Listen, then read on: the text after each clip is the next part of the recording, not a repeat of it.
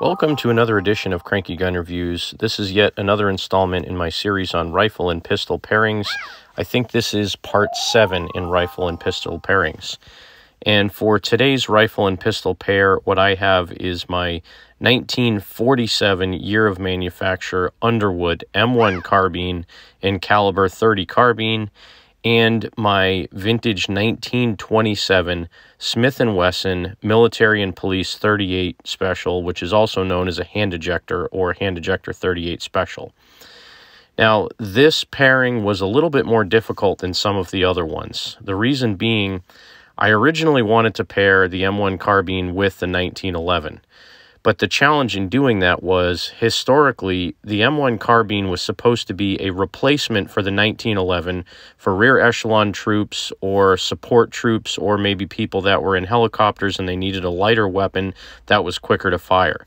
So the M1 Carbine was given to them in place of the 1911 so that they could get a little bit further distance and still have some decent stopping power. I like to think of the .30 carbine round as kind of a .357 Magnum Slim. I did some reloading on these, and the muzzle velocities are just about the same as what you'd get out of a .357 Magnum. They use the same powder and the same pistol primers that you would use on a .357 Magnum. So it's kind of like a .357 Magnum Slim, and the grain on these is usually around 110 grains.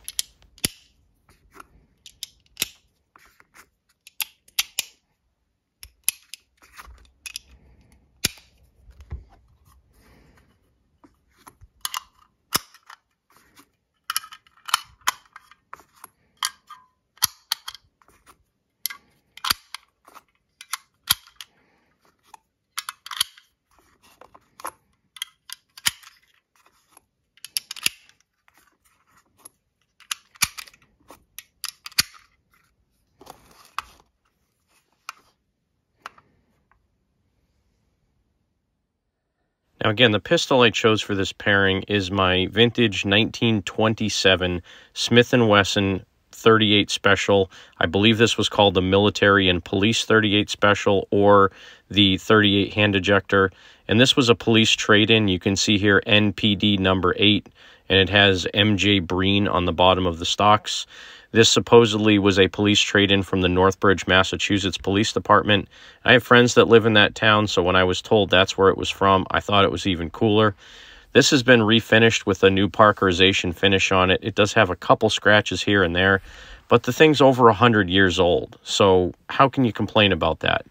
The design of these old revolvers is fantastic. It has a great target front sight. The trigger is buttery smooth.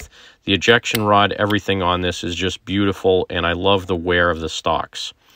So the reason I chose the military and police handgun with this M1 Carbine instead of the 1911, as I said earlier, the 1911 was supposed to be replaced by the M1 Carbine for rear echelon troops. So I was going through my collection and trying to find something that might have been something that somebody had handy that they could carry with an M1 Carbine. Maybe they got their dad's police revolver or their grandfather's police revolver, and they were carrying it along with them. I don't really know if troops had the luxury of taking guns from their home and bringing them with them. I think the military issued you guns, and that's what you stuck with. But I have heard stories about some people possibly taking their own personal guns into battle or using something that was picked up on the battlefield. And certainly a gun from 1927, 20 years later when the M1 Carbine was being used, might be something that somebody can conceivably find and pick up and use. But at any rate, they just look cool together. They both have a battle-scarred finish, and I just love the way they look.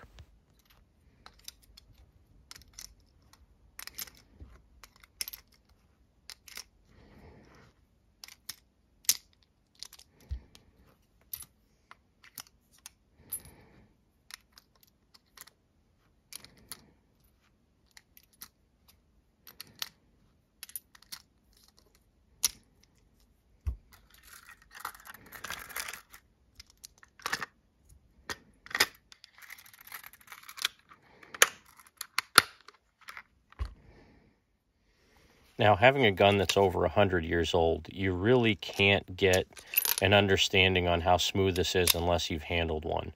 And this gun was exceptionally well cared for. I can tell there's not a lot of wear anywhere.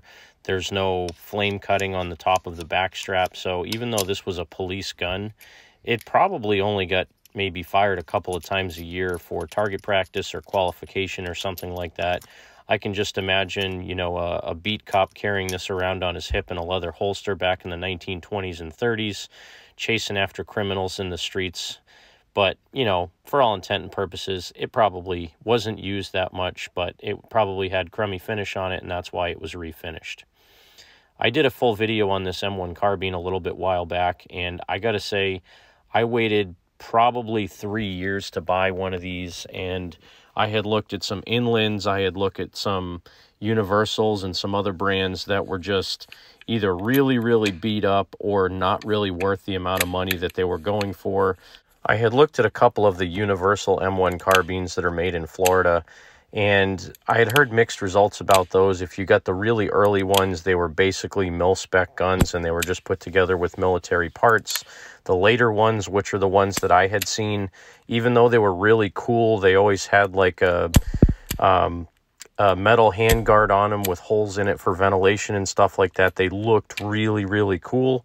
But everything I read about them said it's kind of a pig in a poke. You don't really know what you're going to get until you take it home and shoot it. They had dual recoil springs on them that didn't always work that great. Not a lot of the parts interchanged with the original military ones, so if you got one that was a lemon, it would be really hard to fix. So I kind of got scared away from those, even though they would probably be fine. And, you know, since I've bought this one, I've seen a couple more in other stores that are a little bit less, but realistically, for the condition that my M1 Carbine is in, I don't think I would want to get another one anywhere else, unless, you know, I found a mil-spec one that was like, you know, $500 or $600, which never happens.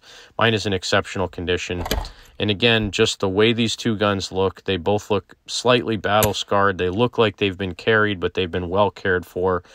The M1 Carbine made by Underwood in 1947 and my Smith & Wesson Military and Police from 1927 pair very well together. So thanks again for watching another edition of Cranky Gun Reviews. I appreciate you joining me. We just hit 7,000 subscribers here. It is January 5th when I'm recording this. You'll see it in a couple of days. But thank you all for joining my channel, for watching my videos, commenting, and liking. Have a great day. God bless America. Support your 2A rights. Get out there and shoot. And remember, if somebody tells you to give up some of your freedom for the greater good, remind them that freedom is the greater good.